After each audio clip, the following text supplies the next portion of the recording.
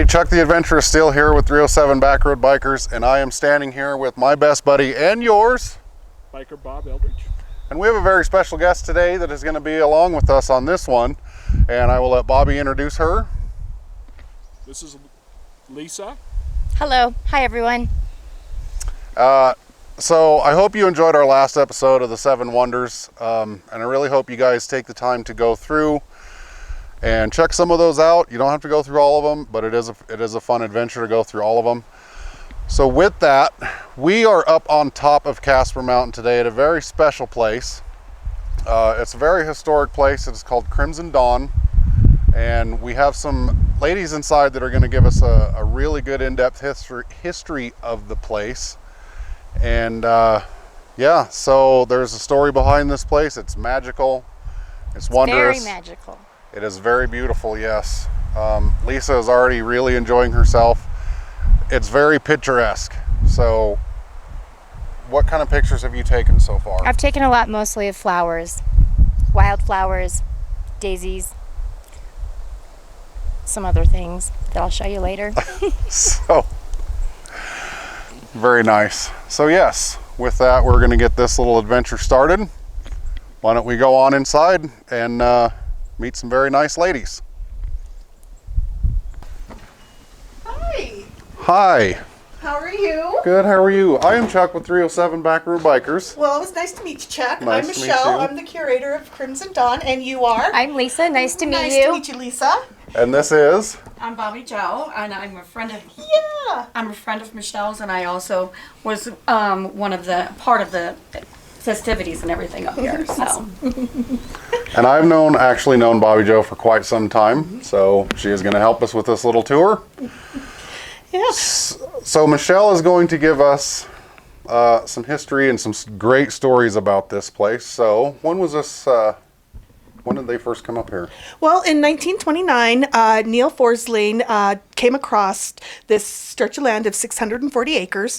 She homesteaded up here with her 2 young girls when it was a 1-room cabin, which is the bedroom portion of the museum that you will probably see here in a little bit. And she came up here with her 2 girls, and there was not a lot to do. There was no electricity. The cabin was a dirt floor, poor repair, and she came up here and she started telling stories about witches and leprechauns and elves and trolls to keep the girls entertained up here. And she was such a good storyteller that people believed these stories. I mean, so much so that they're like, they're real. Yeah. Well, yeah, she was a good storyteller. And as you could see in here, this is the gallery. And some of these paintings in here is what I have displayed are of her witch-themed paintings and her Wyoming landscape paintings. She did so many different styles. She did still life, she did seascapes, she did abstract. But for up here in her home, I focused on her witch paintings and her Wyoming landscapes. So she was a very creative and determined woman. She, who would come up here by themselves with 2 young girls, homestead on 640 acres? That's 1 square mile. That's a lot of land. So all by herself, creating this storyline and creating a celebration that we still celebrate today of Midsummer. So it's her legacy. It's Wyoming's very own folklore.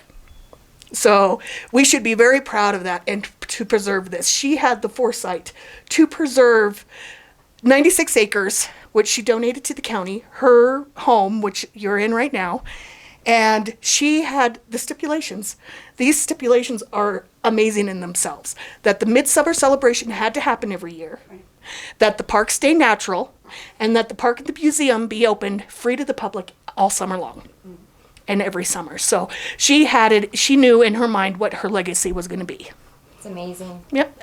So Beautiful. when they came up here in Homestead, did they build this cabin or was it already here? The 1-room cabin, which is the bedroom portion, was existing, and that was built by 2 Swedish sheep herding brothers that had a line for their sheep herding camps up here, and it was existing, and she made it her home. And about a year or so later, she met and married Jim Forslane, which is her second husband and the love of her life. And they spent 1 winter up here in a 1-room cabin And she wrote a short story about that experience. And during the Great Depression, that story paid her $300. Oh, wow. That's an awful lot of money, especially during that time. Yes. And so she was able to build the kitchen. So they doubled their space, and they built the guest cabin for the girls for when they came back. Her girls ended up going to boarding school in Colorado.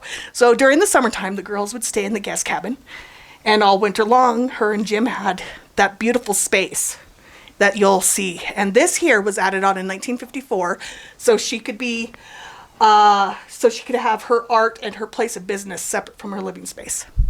So that's... So what kind of work did they do up here to sustain? She sold her paintings, obviously. She also sold wood, timber. Oh, okay. And she would lease her land out to the sheep herders.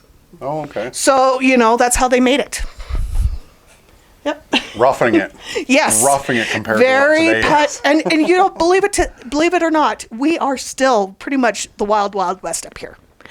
Cell signal is and I have to use an outhouse. That's what I use during the summer. I carry my own water up, and it's just beautiful rustic living, very simple, and I understand why she did it. Yes. So you mentioned the Midsummer Festival. Can you touch a little bit on that one?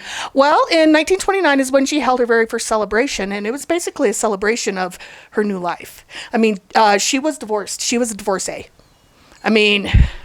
That gave her head of household status, and according to the laws, head of household can homestead. Doesn't matter if you're a man or a woman, you can homestead. So that's what she did. And oh gosh, I'm just rambling here. It's great. Yeah, Keep going. But when she came up here, she started the Midsummer Celebration, and it was just her and the girls. And her and the girls were just telling stories, and they ended up with the bonfire and hot chocolate and nothing more than that. And then it grew thereafter. The neighbors would come and celebrate, and they would start off with the bonfire. It was always at night. And she had it in her wisdom to put little reflectors on the trees, and people would carry their flashlights so she knew where the trail was, because Neil never, ever, ever got lost. You'd get turned around, never lost. So that's the story we're going to stick to, okay? There's been many a times that she just got turned around for 3 days, so. Wow. So, that was the start of it. And now we are 91 years into it. So, and last year, due to COVID, to be honorable of what she requested that it happened every year, is we held it virtually. This year we came back and we're back to it. So the Midsummers is a fun time. It's the kickoff to summer. So. So, what else can you tell us about this amazing little cabin and what they've done? Well, the county maintains it, and as you could tell in here, they can't tell, but it's nice and cool in here.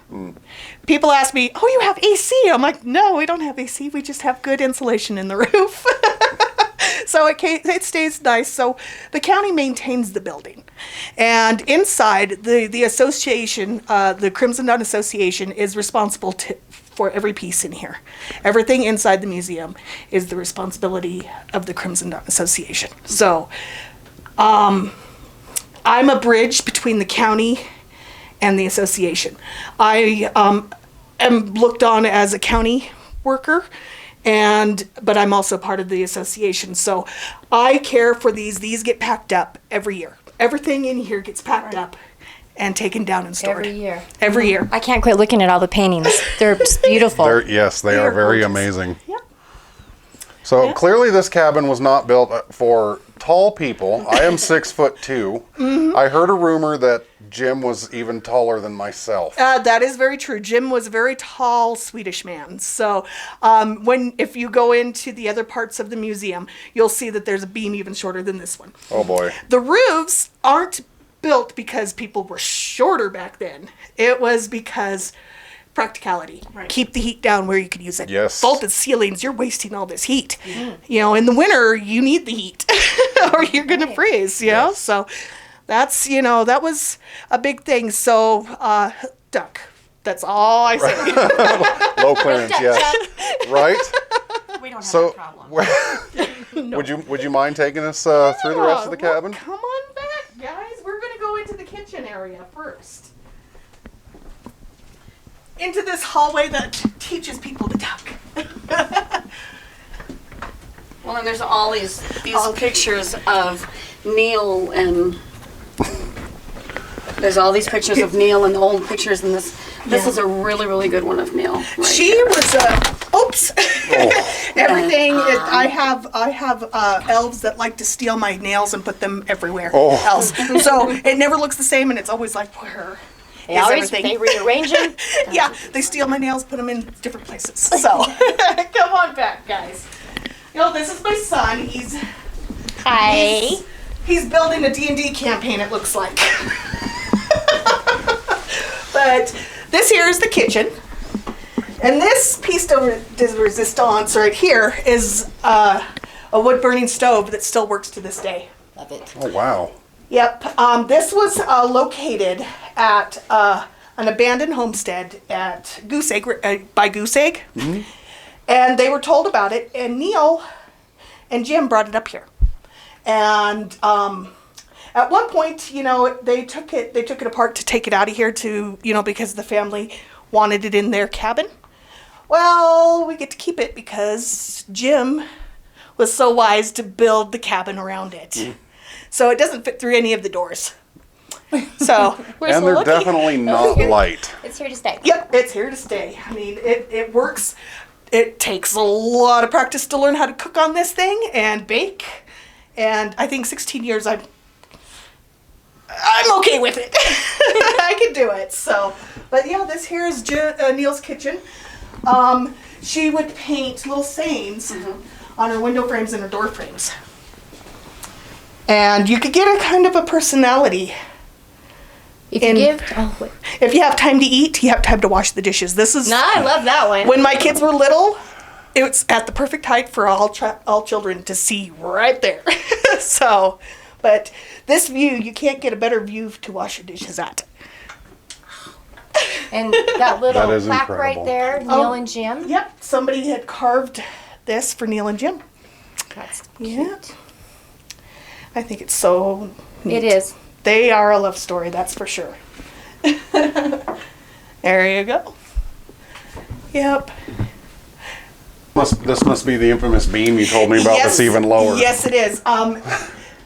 It's people are used to ducking coming in through here, so they'll avoid it coming in through here. But coming back, because when you come back, people forget. So I put a wind chime right there to where if you hit that wind chime, it'll make you duck. So because I've had a lot of people smack their heads. Kind of like some of those signs you see on bridges. If you hit this cable, you'll hit that bridge or whatever. Yes, Yeah. that's pretty much what that alarm system is. It just, you know, when somebody hits their head on that, they're like, oh. I find myself ducking a lot in places I go. And like I said, I'm only 6'2". I mean, there's people way taller than me. Right, and here's a photo of Jim. You could see Neil was 5'0". Yep. And you could see the size difference. So Jim was a very, very tall man. And is that him on the right there Yes. also? Okay. And Jim, he was a strapping young man. He was probably deemed the best woods cutter up here. Oh, wow. So That's not easy work. No, it's not. You know, the old Crimson Dawn Road, he was the one that cut down the trees for that road. Is that the one that goes... If you leave the gate, instead of going right to go on East End Road, you go left, that's the road. Okay. And he cut those trees to make that road. She has quite a few cute little kitchen witches. Yes, so we have kitchen witches everywhere. Yeah, I noticed that. Yeah, that saying right there, I think, explains it all on why she came up here. In the hum of the market, there is money, but under a pine tree, there is peace. She grew up upper middle class. Her father was a lawyer. She was neighbors with Bess Wallace, which was Harry Truman's wife. Oh, wow. Yeah. Harry Truman has been up here. Really? Yeah, I have photos of Harry Truman up here. So I don't put them out because they tend to grow legs. I don't want things growing legs, so I keep them put away. But yeah, I have photos of Harry Truman sitting next to Neil and Jim right by the cabin. So Nice. That is incredible. yeah, but if you want to go into the bedroom, you could see Let's go into the the space bedroom. that they worked with. Do I have to duck as I'm going in here too? No, that's the false security that I was telling you about. Because when you're going to the wood. The wood. Yeah, this is the false sense of security that I was telling you about. Everything's open in here. When you're walking back, you're not used to ducking, and you'll walk right into that beam. And there's so many of these just everywhere around here. Yep. On all her window frames and door frames in here. Yep. You could get a feel for her personality. She was quite she was quite funny. Sorry. Oh, you're good. She was want to She hear was you. quirky. Yep, very quirky. Yep. Bumping her because I'm looking at that. A gypsy. What does that say? Once in his life tells the truth and then repents of so doing. Wow. Yeah. And then this one above, he gets the biggest laugh of all.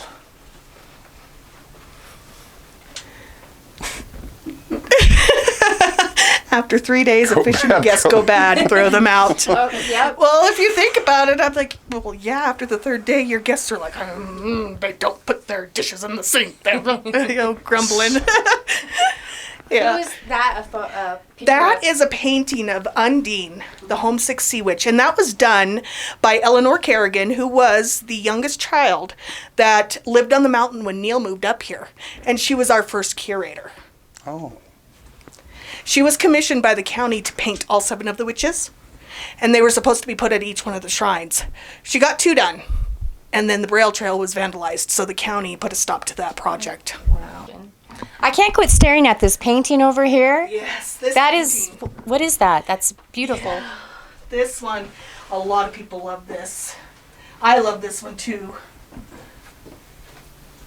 It has a. My interpretation is that people are escaping, and they're escaping the industry down in there, and they're escaping up to the mountains. And as they're doing it, they're not alive, as you could tell. They look like they're, sucked dry of life. And as they're getting closer and closer to nature, they're becoming more and more alive. Mm-hmm. Is that, so would that be up on the hill? This is Casper Mountain. Casper Mountain, okay. Just Yep, and that's Casper in the background. pretty. And that over there on the right is a bonfire? It is a or- bonfire, yeah. Okay. And that's that's supposed to represent Crimson Dawn. Pretty. So that's my interpretation. If you see something different, I would love to know what your interpretation is. But see these bright children? Yeah. Yeah. Wow. As they're getting closer and closer to nature, they're becoming more and more alive. That's how I see it. And then this here is this is entitled Good Morning. You definitely, it's like, wow, good morning. Very mosaic. Yes. Like I said, she had different things that she would paint, but as you could tell, she was very impressionistic of Van Gogh. Oh. Yep. Yes. She's very talented. Yes. Very talented. I love it. And then there's this painting over here called Red Dawn. Oh, yes. Oh, I didn't see that one. That one is amazing. It's got like Stonehenge. It's got the Red Witch holding the cabins in her arms, and there's the Taj Mahal. There's mountains in the background. It looks like there's slums. Wow. All sorts of things. Yeah. Very, very different. That definitely captures. Yeah. I'm at a loss for words, but yes, it captures. That is for sure. Yeah, you know what? Our camera guy here just pointed something out that I can't not point out. Oh, that's a favorite We're talking about history, and we can't not film that. I mean, Yep. look at the classic Monopoly game there. How would you? I mean, the best way to spend time, to pass the time while you're up here, maybe covered in snow, Yeah. break out the Monopoly game. You can make a I'm good at Monopoly Monopoly. game last forever. Forever. Yes. Yes. Unless everybody starts getting mad at each other. Then Yes, tables get the flipped. bat. I'm notorious for that.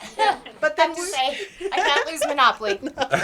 yeah, we also have cribbage made out of a paddle behind you too. So. Oh, wow, Oh yeah. Yep. May I? Yes. Yep, a cribbage board. Just simple, Wow. easy way to, if you have a broken paddle, you Like can a turn canoe into oar, yeah. Yeah. So what else can you tell us? You've told us a lot about Neil. What can you tell us about Jim? I mean, Well, Jim, basically, was the love of Neil's life, and they were married for 10 years before he passed away. He was skiing in 70 pounds worth of supplies one winter, and he got caught up in a snowstorm, and he sat down to rest, and he didn't get back up. And Neil had the biggest fear of losing Jim, and it was heartbreaking. And after that, Neil never wintered up here again. What year was that? In 1942? 1942. Yes. So, skiing in 70 pounds worth of supplies. I mean, I was back, in my younger years when I was in better shape. The 25-pound pack that I would carry through the Tetons, I can't imagine 70 pounds. I'm like, wow. So. And then Neil passed away in 1977. Yes, she passed away August 21st, 1977. And Jim passed away on March 9th, 1942. But this is her legacy, and it's beautiful. And there's a bench out in the garden that was Jim's wedding present to Neil. oh, okay. So So these two literally had a storybook love. yes, they did. Yes, they did. And I mean, just an incredible life, it sounds like. Yeah. I mean, how would all of our viewers, how would you guys like to just completely unplug and live in a place, like even just stay in a place like this for a while? I have. Yeah, I'm raising my hand too. I mean, Yeah. just ditch social media, which I'm not bashing social media because I mean, we are social media. But I mean, just unplug. Come up here. You got miles and miles of forest and hiking and just zone. Just reconfigure your soul, basically. Yes. It would be incredible. It is. It's amazing. And this is, I've done this for 16 years. And I mean, this is how I raise my children. My children, they're little kids staying up here with me. My husband would come up here with me on the weekends, and we would, this was my summer. And this is my summer, so. And you do this all the way through the summer. You go Yes. back down in the winter, right? Mm-hmm. Oh, yeah, I'm not that brave. Yeah. So the challenge is she has to stay here one winter. Oh, let's prepare. No challenge. No. So I know there is a bunch of shrines outside. Yes, the shrines, actually, those served as a dual purpose. Okay. 640 acres, like I said, is 1 square mile. That's an awful lot of land for 2 little girls. Well, part of the Homestead Act, you had to create trails, build upon the land for 10 years. Okay. That's what Neil did, is create trails. And she would sit down, make these shrines, and tell stories about said witch or said leprechaun or, a story dedicated to a shrine. And whenever the girls would go off to play, if they said that they were going to the truth pond, she knew which trail they were on and where they're going to be at. Oh, so it was perfect. like GPS knew where the kids were. So, that's how the shrines worked. Yeah. Yeah, it was dedicated to a story of a witch or a leprechaun or a tin owl or, elves or all sorts of things. So My kids, when they were younger, were elves. Oh, so branch, root, and twig, huh? Yes. Yes. Yes. I actually have one of them with me. He's up there somewhere, right? He's wandering around. He was. Gotta come up when you come up to Crimson Dawn. It's just open and wonderful to roam. So. So Bobby Was Joe. what? Sorry. Which one was he? He was Twig. Twig. And Charles was Branch. Branch. Yeah. So Dominic was Twig and Charles was Branch. And then did you come then- as one of the fairies? No. No? All I did was bring the stars of the show up here. So. Okay. There you go. That's But that's the magic of Midsummers, is that we encourage costumes. We it was like the original Comic-Con. Or I mean, people. Yeah. Yeah, that is definitely some OG Comic-Con going on right there. Yes, it is. It's, you're going to do all of this, dress up in whatever costume when it's not even Halloween. So It's really incredible too, because I mean, people will come up here and they will park clear up the road. I mean, you have to walk a ways just to get in here. yes, parking is insane when we get close to over sometimes 1,000, even more than 1,000 people. I think the most we've had is 1,500. Yes, 1,500. Yes. And they don't mind. People don't mind. No. They don't mind walking that distance. No, you grab a backpack and Yes. some snacks, and if you do bring stuff up here, please take it with you. Oh, yes. Yes. Because Neil wanted this place for you to enjoy, and you can't enjoy something if it's trashed. Yeah. My children have been coming up here since my youngest one, who's now 25, she was 4 when they've been coming up here. And we all had cloaks, and we wore our cloaks during summer solstice during this time. Yes. Yep. I mean, my daughter was in the front page of the newspaper one year because Right. she was 4 years old, and I'm like, wow, because it is a big deal. This is our very own folklore. Yeah. It is a treasure to keep preserved. So And speaking of you coming up here, Yeah. you are actually part of this. Yes. Yes. I So- was the Topaz Witch. this was Let's our switch spots topaz. here. I For was a few years, Yeah, yeah. the Topaz Witch for 3 years, and then I was the Wishing Well Witch for 1 year. Yeah. And something I greatly enjoyed. I love the children, interacting with the children. When I was the Topaz Witch, I made over 1,000 wands to hand out to children and adults, and children would come up and say, "Are you a real witch?" And I'd say, "Oh, yes, I am." And they'd run back to their mom and say, "She's a real witch, Mom." And it was just incredible. And I love to make people smile and laugh, and they enjoyed it. They really did enjoy it. And they still do. Yeah. This year, actually, believe it or not, we had more adults than we did have children. Oh, wow. Okay. I was like really Yeah. shocked. I was sitting out at That's the right. wishing well, and we were doing our counting, and we had 1,010 people. So Whoa. we sat there at the wishing well, and not a lot of, we had, quite a few children, but more adults this year. So it's, it's loved by all generations. Well, now, if I can explain with the Wishing Well, the Wishing Well Witch would encourage people to put money into the Wishing Well. Those were all donations for the cabin, for the land, and everything, so that people can enjoy this place for free. Oh, yes. So since you were part of the show, maybe you can take us on a quick tour outside and explain some of those. Absolutely, I would love to. And I'm welcoming more guests as we Yes. Okay. Michelle has some guests coming, so we will turn her over to them, and Bobby Joe will Absolutely. take us on a quick tour outside. It was wonderful to meet you. Thank Likewise, you, Chuck. thank you so much. Yeah, it was wonderful too. I love it. I appreciate it. Enjoy, and I'm so jealous of you hitting on the road. Gotta with look you at guys. I'm like, You are on the road with us now. I am on the We road. immortalized you. Thank you so much. Thank you. Did you get this, Bob? It's the I way love that that. the light hits that. It's I love it. Yep, it's the old stained glass. I have a couple of those. Hi, she's gonna curate. I'll be right out. We're